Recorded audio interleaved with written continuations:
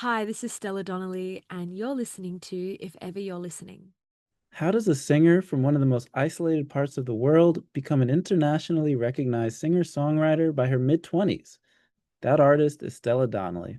For Stella Donnelly, the journey was a mixture of serendipity, talent, and hard work, involving many years of playing covers in bars, being in bands, releasing a locally distributed EP, and writing a single about sexual abuse at the start of a social reckoning. Stella Donnelly's radiant personality, catchy hooks, and gripping guitar riffs helped her debut album, Beware of the Dog, stand out in 2019. On it was her standout hit, Boys Will Be Boys, that took the world by storm the year before. After years on the road, she returned to Australia. Only this time, the pandemic kept her inside in several towns and cities throughout the country as lockdown spread in 2020. These moments of deep stillness and self-reflection resulted in her sophisticated sophomore album, Flood. Prioritizing the piano over the guitar, the songs on Flood take on a more meditative state and find Stella exercising the depths of her vocals more prominently. 3 years later, Stella Donnelly is back with their highly anticipated third album, Love and Fortune. This album serves as the basis of our conversation today. More specifically, our conversation features Stella reflecting on her previous projects, almost quitting music, the inspiration for her third album, her love for the piano and guitar, and much, much more. Stella is one of my favorite artists on the planet, and it has been for a few years now. So, this was a personally fulfilling experience, and I hope you feel the same sense of warmth and entertainment in our chat today. Enjoy. Hello, everyone. Welcome back to the If Ever You're Listening podcast. I'm your host, Stanley C. And today we have the one and only Stella Donnelly, coming all the way from Australia. Thank you so much, Stella, for being here today. Thanks for having me, Stanley. Looking forward to it. I can't wait to talk about the new album, Love and Fortune. It's a really, really great project. I had the privilege of listening to it, but I want to actually start for our listeners who may not be familiar with you, to give us a little bit of background on who Stella Donnelly is. And so, if I did my research right, you come from Fremantle, which I was not familiar with as a town, but it's a really, really cool town.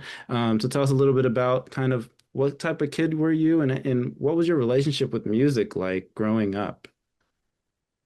Yeah, so Fremantle is a really cool town. But I only moved there once I left home. It was kind of Mhm. where to go if you wanted to be a musician. It was only like maybe 45 minutes away from my family home. So it's not that far, but it felt very different in terms of the culture of the place. But I grew up around music for most of my childhood, really. My dad used to write songs, and he did like stand-up comedy for a while with music, and he became a music teacher. And then on my mum's side, I'm Welsh, and I we moved to Wales when I was about 5 until I was about 8 or 9, I think. And that was a very um, that had a lot of impact on my childhood, I guess. You know, I went from being in Australia to being in a country where I'm speaking another language in school. We went to Welsh school, and I'm going to chapel every Sunday with my grandmother, and singing Welsh hymns. And just kind of looking around me and noticing that everyone in Wales sings. There's no one's shy about singing in Wales, and I think that had a really big impact as well on music just being a really big part of my life. And then we moved back to Australia, and once I hit high school, there were heaps of other kids in my year that played music. I got really lucky with that, and just started kind of making bands and learning lots of other instruments. And yeah, that's kind of the my childhood of music, really. Fantastic. And for the listener, the first time I hear Stella's music, it might not be the song or the songs you may expect. It was Lunch in 2019. And I was just reading this American publication called American Songwriter, and they kept like talking. They're like Stella Donnelly, listen to Lunch. And I was like, what is this? And then once I played it, it was such a good song. And I was traveling a lot, so I was getting homesick a lot, and it's about homesickness. So that's actually my kind of introduction to your music. And then I did a little bit of research, and there was no album out yet. It was just this EP. So I actually want to hear a little bit about how do you go from making you're in bands, you're in several bands that it's different genres than what you make now, but then you make your own music. So kind of how does that transition happen for you creatively? Yeah, I think I I'm really grateful actually, but I didn't start really making or putting out my own music till I was around 25. And so I got to kind of live my embarrassing youth um in in private. And that involved playing in corporate band, like cover bands, singing, Love Shack and Earth, Wind and Fire and stuff like that. And then I quit that because it killed my soul after a while. And then I started working in a pub. And then I met a bunch of musicians working in that pub and then started playing in bands with them. And I think as a result of just like working in a pub, I had lots to write about.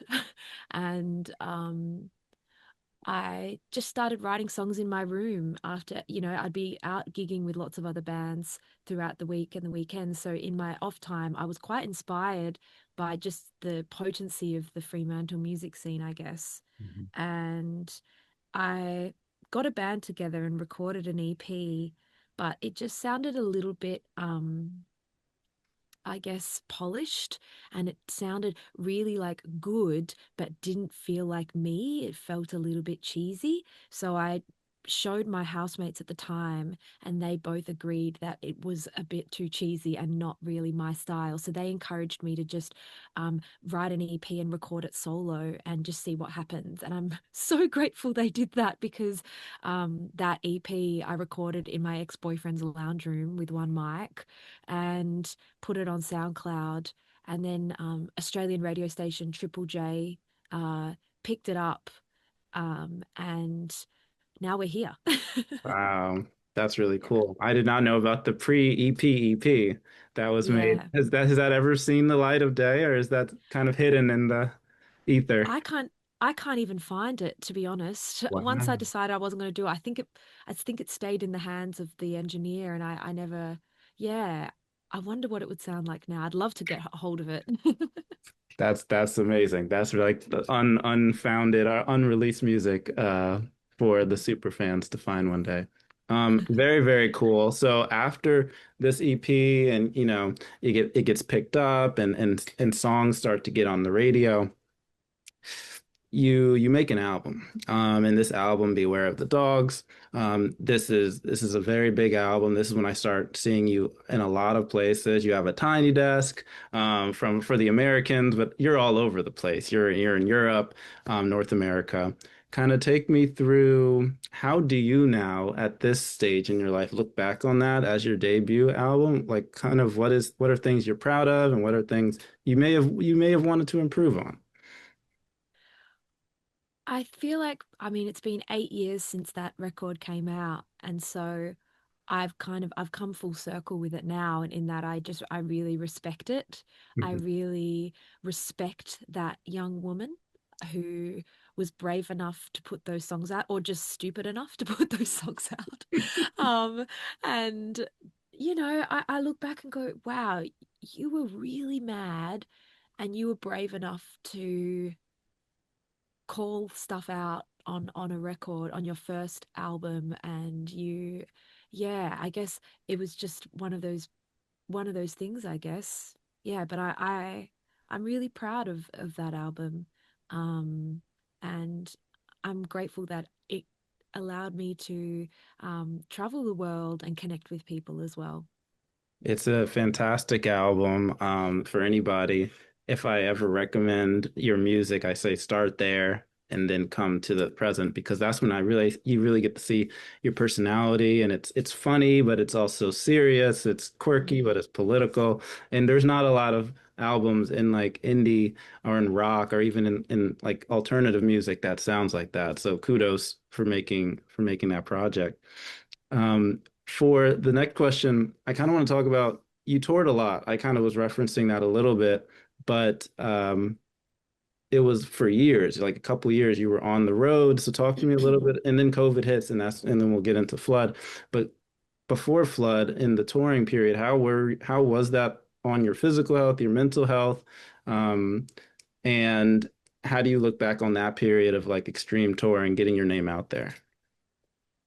Um, Looking back, I think I was just in fight or flight the whole time.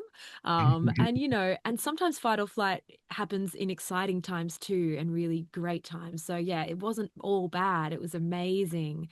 But it was deeply a big shock to my system, I guess. Coming from Perth, it's like the most isolated city in the world, to just being everywhere.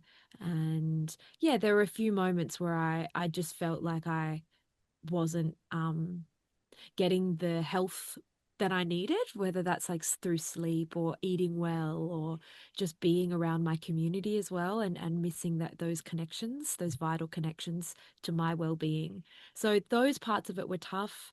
But the other aspect was that I was building a community in a different way, and developing really close relationships with other musicians, and finding ways to adapt, I guess, to my new reality. Very, very cool. And I punch myself, I should say, in the foot for not seeing you during that period. Because that there was so many opportunities, I think, to see you because you were on the road for so long. But that'll come, I think, in the future. For the next project, Flood, now we kind of get a thematic shift, but also a sonic shift, I think, more importantly, mostly because the main instrument shifts from the guitar to the piano. And the songs are a little bit more meditative, hazy. And this is also made during the pandemic. So how do you think about, I've watched the interviews where you talk about the piano, so I was trying to come up with a newer type of question where you think Mm. about Flood, where after Flood, did the piano become more important to you in making music? Because I know the guitar was something very close to you, or is now, does the piano share your love with the guitar? It's a great question.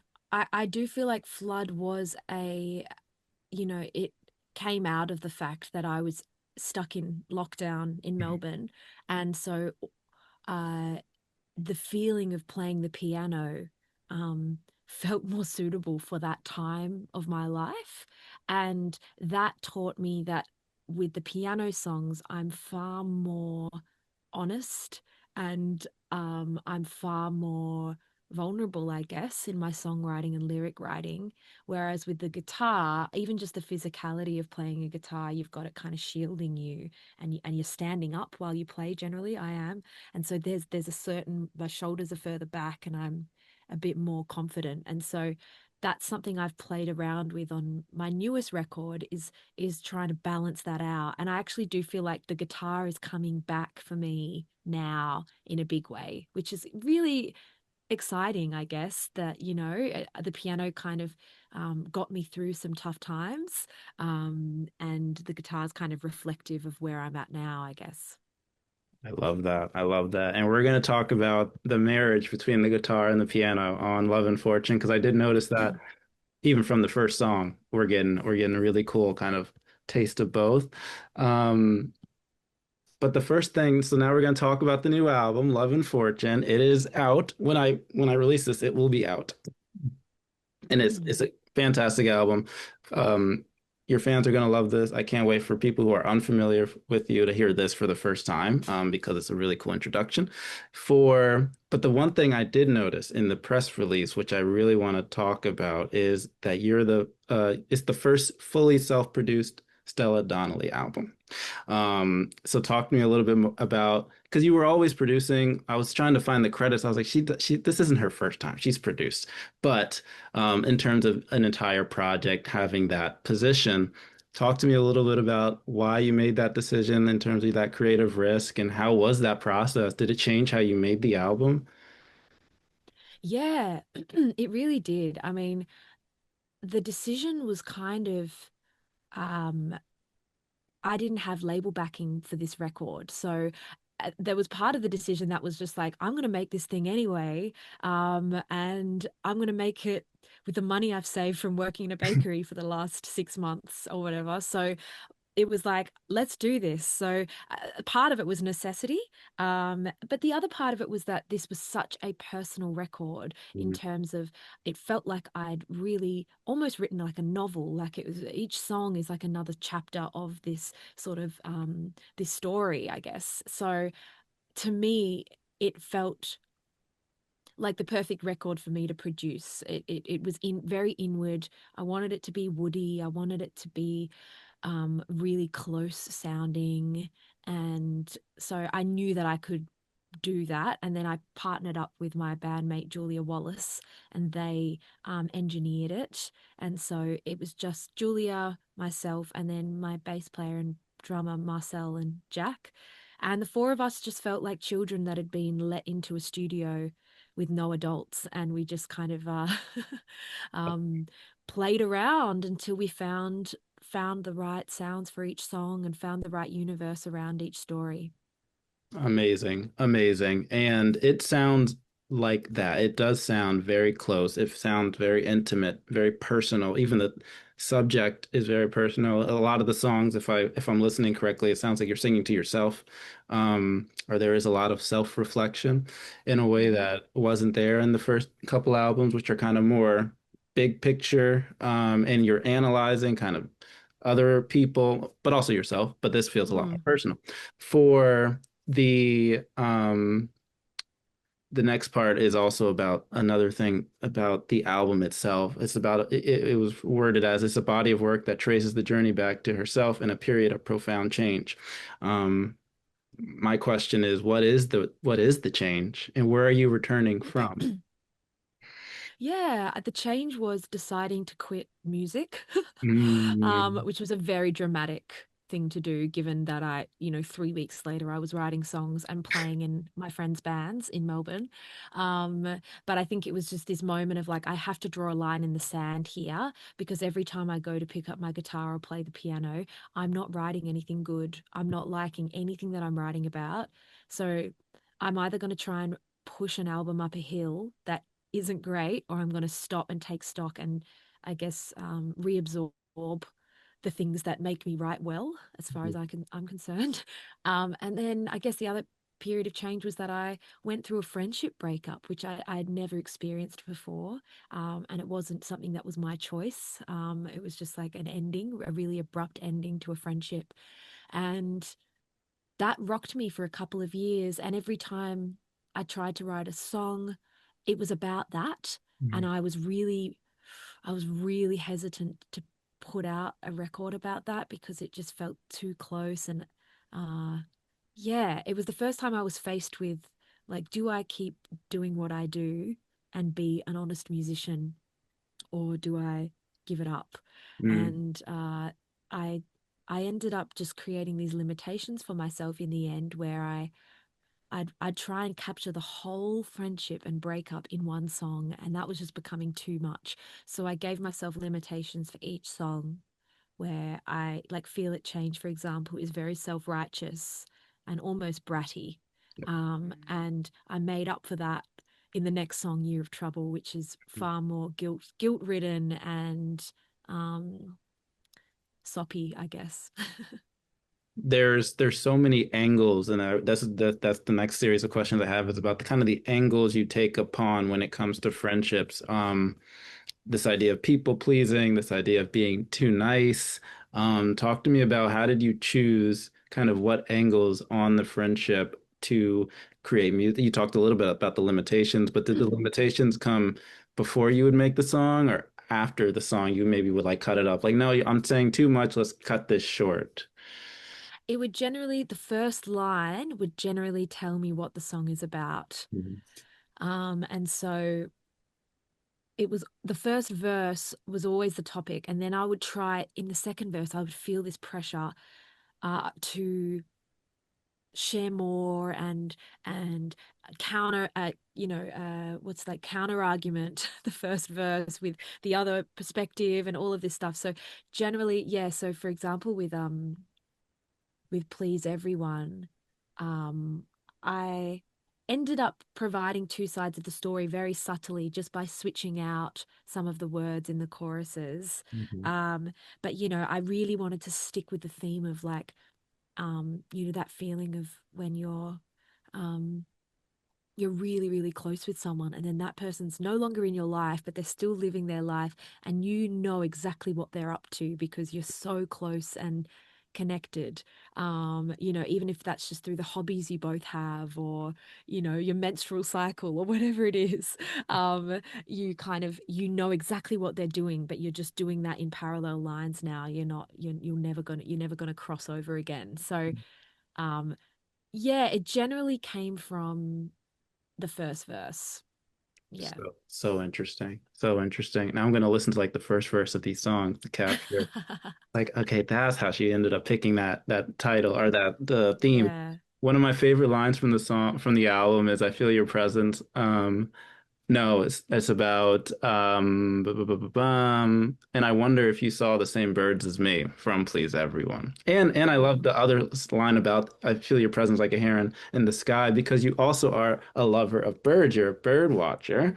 And there's the Australian swan or black swan on the album Yeah. cover of Flood. So kind of talk to me about how you incorporated more of the birds. I think I hear birds on a couple songs. On Please Everyone. I like wrote when I was taking notes, like I hear birds. So I'm like, that's not a coincidence because she's a great appreciator of birds. How Mm. has that hobby kind of because I imagine from what I'm kind of inferring here is your friend had a love for birds as well.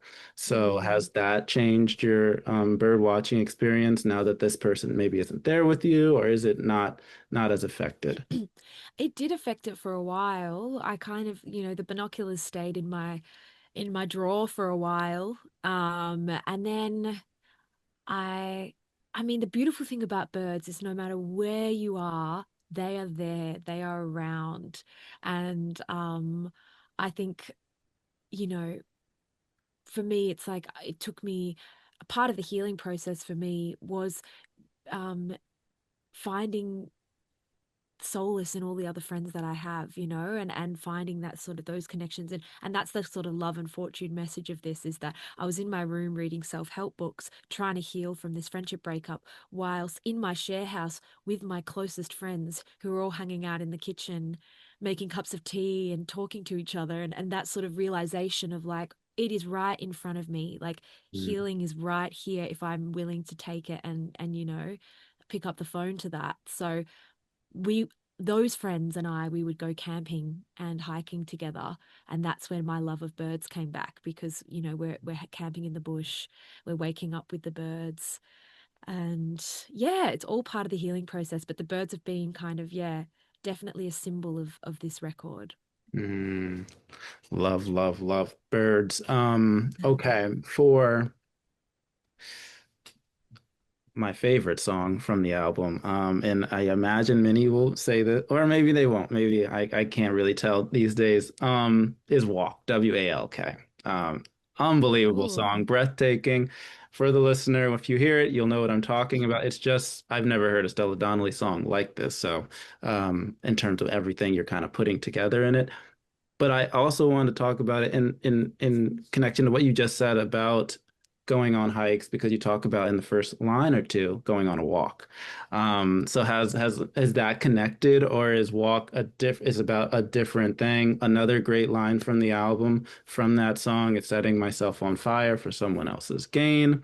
So it actually feels more like a sacrificial song and it's about kind of what how you're changing for somebody else is at least how I'm taking it. But talk to me a little bit about Walk, both the making of the song because it does have this beautiful crescendo into this kind of like rock or even shoegazy type of thing, but also thematically, how does it connect to the rest of the album? Yeah, this one is definitely around again the theme of like self-help books and love and fortune and that sort of thing of like it's such a self-help thing. It's like go for a walk. And so, it was on these walks and I'm like, yeah, I'm going for a mental health walk, but I'm just like really mad. I don't know if you've seen those reels of like, yeah, this is my mental health walk, and their voices are just like, I hate that Yeah, bitch. actually. um so anyway, so I was kind of ruminating, I guess, on um I was angry with myself for Mm, allowing myself to uh compromise my values and well-being for my ego's need to continue touring and to continue that sort of like momentum, I say with inverted commas, as an artist. And so in a way, I'm angry at myself. I'm angry at my manager. I'm angry at the music industry as a whole. But for the most part, I'm just angry at myself. Like, mm. no one else is to blame but me for kind of getting myself into that situation. And so I guess it's just an argument with myself in terms of the lyric side of things. And then in terms of the musicality, this one took a while to figure out and produce. It started with that, the guitar line that starts was initially just like something on a synth. Yep. And then, yeah, it just grew and grew. And we played it live a few times, which really helped us figure it out as well. Yeah, we did like some like little tiny shows in Melbourne before we started recording the album, just to kind of get an idea of how they'd feel on stage. So yeah, I'm looking forward to playing that one on stage for sure. That's gonna be the one. That's going to be the one. Um, Speaking of musicality and music, the piano is present on the album, but so are the guitars. I kept writing, we're getting the old Stella back, we're getting the old Stella back on songs like Feel It Change and Standing Ovation. Particularly Standing Ovation because it starts slow and then the guitars kick in. So it's almost like a great transition into this new phase of your music where you're sharing kind of the stage. The both instruments are sharing the stage in equal measure. But kind of talk to me about your relationship with the guitar. You were referencing it before and how it found its way onto this album. Yeah, it found its way onto the album because I brought the band together Uh, to try the new songs. And I'm so glad that I did. Um, I'm so, so glad because I remembered that that is something that I can do in a way. Because I hadn't played live in a couple of years. And so it was just kind of like, oh yeah, this guitar is kind of an extension of my expression. It's a way of kind of getting the frustration out through the sounds and stuff. So even just like I used a little bit more saturation and distortion, overdrive on the guitar sound, even in some of the prettier songs, just to kind of create a little slight sonic edge for those songs too. Very, very cool. Very, very cool. There's an edge all over this album, and there's also a lot of beautiful piano ballads, like Year of Trouble, like Friend, which like it's so moving when I hear songs like that because, and I think one of the things that made for me that you stood out was your voice, and it's how much your vocal control of it. It could go in all these very, very cool ways. Um, and it's expressed kind of also in like the live recordings, but it's really cool how now it's all in these studio recordings of your music when these more soft songs. So um, for the next one of my favorite Stella Donnelly kind of live shows is the Blog Attack. I think I'm correct. I'm saying it right. Well, Old Man and Yeah. Lunch. So that's just like a personal. I love that recording. From that Beware of the Dogs period. And I was like, Lunch is her best song. Of course, she's gonna choose to play Lunch, but how? Because I know you said you wanted to take a break from music or you were done with music in general. It sounds like you didn't want to come back. So kind of what influenced you to come back? What changed? Well, I tried to do a bunch of other things that I was really bad at. And so that was part of it. And then I think like honestly, it wasn't the music that was the problem. It was how I was placing myself within it all and the sort of pressure and expectations I was putting on myself. You know, but wherever the dogs went remarkably well, given where I'd just come from, writing a 5-track EP in my ex-boyfriend's lounge room. So I think the whiplash from that was sending my identity everywhere. I also went from being in bands to all of a sudden my name was my artist name, which felt really strange. I felt like I'd accidentally ended up playing tennis instead of being on a soccer team or something. You know, like I Yeah. want to be on a soccer team. I don't want to be a tennis player. They've got tough lives and big egos. Um, so yeah, I was just kind of trying to navigate that feeling. And so I guess my antidote to that is that I am putting music out through the official channels and touring through the official channels in order to feed to feed the beast that is creativity and to keep writing songs. And I think also the antidote is um, community. And I know that's such a buzzword right now, but it's everything. And staying really connected to my local scene. Mm, I heard someone said something on the radio recently. It's like the local music scene is not something you're meant to overcome. It's something that mm. like holds you no matter where you go. And I really loved hearing them say that. And I feel really resonated with me. So, I mean, Jack, who plays bass in my band, I play bass in his band. And on my UK tour, he's going to be supporting me around the UK and Europe and just nurturing the people that help with my music and just keep that sort of those relationships going. And yeah.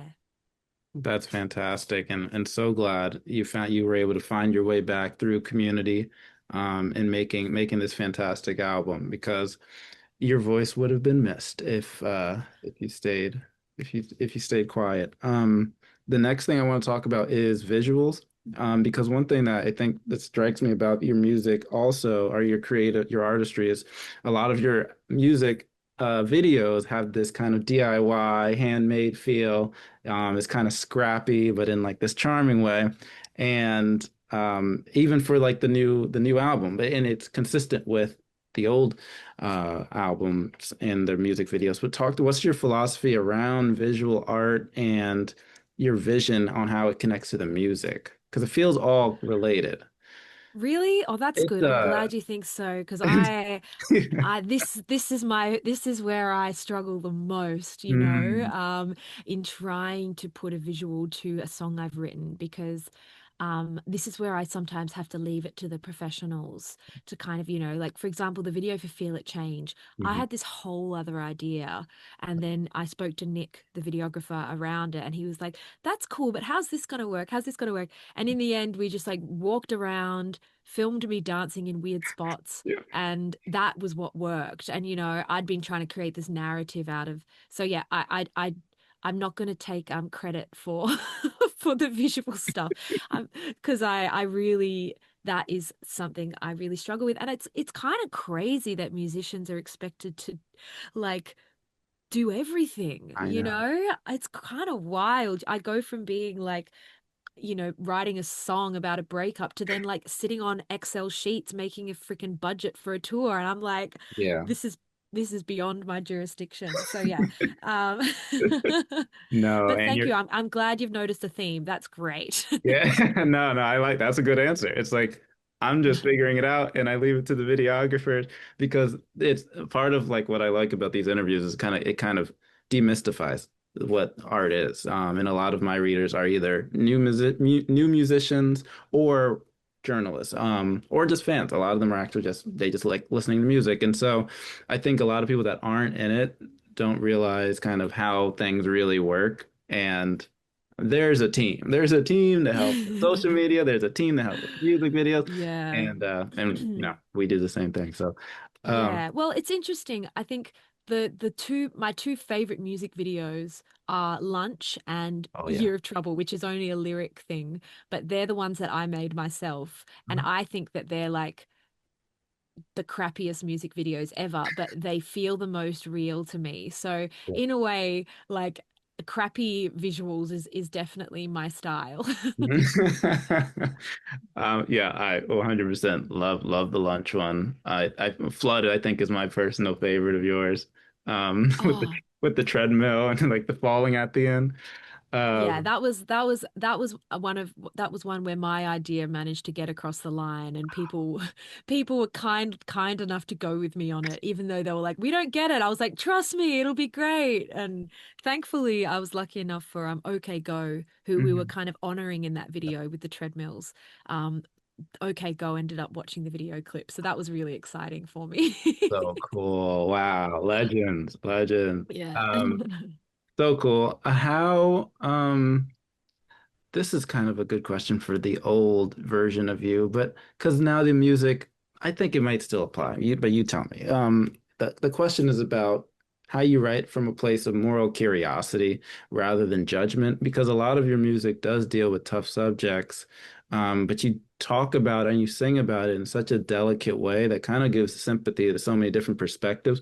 And even in this album, when it's about friendship, sometimes you are singing from your friend's perspective. So how do you keep empathy alive in your songwriting, even if you don't necessarily agree with what you're singing from? I do feel like that always creates a more interesting story. Mm, I think I grew up listening to Billy Bragg, particularly an album called Workers' Playtime, which was a very political album, but actually it was a beautiful blend of like political songs and breakup marriage breakdown songs, and so that was kind of my normal, is listening to um you know Billy Bragg writing from a woman's perspective, saying, no amount of poetry can mend a broken heart, but you can take the hoover round if you want to make a start, and lines like that where it's just like, oh, suburban reality of love. And so I think maybe that influenced the way that I write, in like, no one wants to hear like a one-sided argument. You want to hear what the other person on the phone is saying a little bit. I certainly do. So I think um trying to create more observation around it, a bit more like, yeah, subjectivity, I guess. But yeah, it's not something I intend to do. It's just kind of the way what I like to hear as in a song. Yeah. it makes for, like you're saying, a more interesting listen, a more honest. The songs just feel more honest and more real. Um, and it takes like a lot of talent to be able to make it convey that in a song. So thank you for making songs like that. That concludes my specific to you questions. Now we're going to enter my final four, if ever you're listening, questions. So these are questions that I ask all guests. Over time, I've changed them so that it's kind of more fresh for the listener. So this is my newest iteration of them. And it's also, I pick from a pool that would make sense for you. So the first one is about touring. Sounds like you're about to go on tour. I hope you find your way into the New York area for us New York fans, I should say tri-state fans. The question is about, what do you bring on the road? What makes you comfortable on tour, and what are things you bring with you to make you feel comfortable? It could be people, objects, whatever.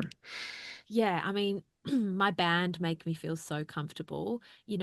I'm sure everyone has answered this question, but the gig makes up like 3% of what a tour is. The 97% is sitting around in probably a room with no windows, or, a van. And you really have to be comfortable with the people that you're around, because that's your downtime. And so yeah, so definitely my band. And then often, actually, I find that I really enjoy reading while I'm on tour. So and I guess each city there's a different bookshop that I can go to. So having something that I'm really, really um engrossed in, that's outside of the tour itself, I find has been really comfortable over the years. Lucy Dacus inspired that, actually. I met Lucy in Norway, and she had like a book shelf with her on. It was like a crazy amount of books. And then yeah, I started kind of following her book recommendations, and um yeah, that was really cool. Incredible. Shout out Lucy Dacus. Love Yeah. great album she dropped this year as well. And that kind of connects to the next question. Not we can make it about books too, but it was going to be like, what are you listening to these days? But it could you could throw in a book or two on what you're Mm. reading. Love to hear that. Yeah. Okay. So what am I listening to at the moment? I'm listening to Kate LeBon's new album, Nice. Michelangelo Dying. Hmm. Um, and it's a great record about a breakup. Kate LeBon just turns something so common for all of us into something so grand and beautiful. So yeah, that's something I've been listening to a lot lately. Um, and I've come really late to the party on Cameron Winter. I've Oh, only yeah. just kind of like I've seen his face around on things, but I haven't really listened. So I really love his lyrics actually. So I'm listening to that. I'm not reading anything at the moment, but I've got that feeling that I'm ready. I'm ready to dive back in to a book. The next book on tour, the next bookstore Yeah, on tour. that's Um, it. keep an eye out for Stella Donnelly. The next question is about, and this is like a new question. I'm still kind of workshopping it. It's about artificial intelligence. I kind of want to hear what are today's musicians thinking about when it comes to it because it's so new. Mm. And I don't hear a lot of musicians actually talk about it if they aren't like angry at it or using it. Kind of what is like the average musician thinking about it. So how do you feel about it? Do you see it as basically is it a collaborator for you, a tool, competition, or not relevant for you right now? Kind of where are you with it?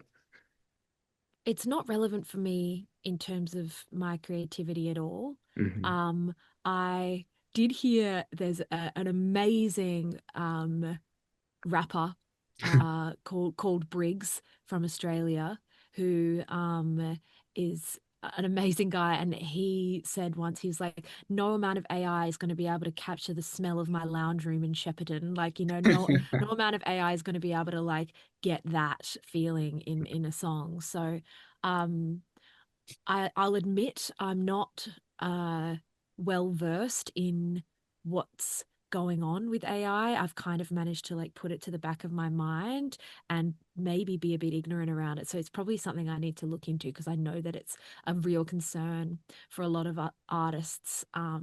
So yeah, I don't use it, and I kind of yeah. I actually when ChatGPT first came out, I it was all a bit of a laugh, and I remember write a song in the style of Stella Donnelly, and it was so embarrassing. It was like I'm a woman, you don't know me. Just Oh like no. really, really, I felt like I'd been absolutely roasted. So um that was kind of yeah, that was probably the extent of using it. Yeah. It's like where's Ashton Kutcher? Am I getting punked right now with this? Yeah. Wow.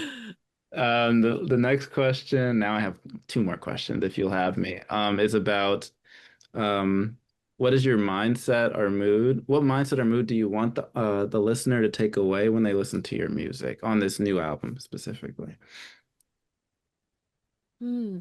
I would love for the listeners to kind of view the album as a map in a way. Like for me, it's a it's a map that I'm trying to get to the other side of this record, and I feel like these songs are all stops that I needed to take in order to kind of heal from endings and friendship and questioning music and all of those things, and so I hope that the listeners can find themselves at least one of those stops, um, and get to the other side with me. Like, yeah, I put Laying Low on at the end for a reason. That one has far more hope and outward looking and outward kind of leaning musicality, I guess. So yeah, I hope Mm, that they can find themselves in the record. incredible. I will be at the stop called Walk if you need me. But for the rest of you, please finish the full album. No, that's beautiful, and I love that. I love that. For the final question, it's about advice, specifically that you've received over the years. Maybe something is relevant for you in this season of your life, but what is some advice that has been really significant to you for yourself as a musician and as an artist? Go to gigs. Mm. Go to gigs. And I honestly, um, I feel like the older I get, the lazier I get. And the kind of more like, I just want to watch like TV in bed, at the end of the day. But I honestly think going to gigs, even if it's a gig that I hate, which is very rare, but I come away going like, okay, I know what not to do. But yeah, I just find as a musician, you have to keep feeding that thing that creates. Especially as we get older, our frontal lobe starts taking over and we talk ourselves out of things. So, yeah, go to gigs. You heard her, folks. Go to gigs. That means today. That means whenever this is out, that Friday, go to a gig at your nearest venue. Thank you so much, Stella. This was an absolute pleasure. The album Love and Fortune is out now. Stella, if there's anything else you'd like to plug, please do. But it's No, been that's great. Thanks, Stanley. So great chatting to you.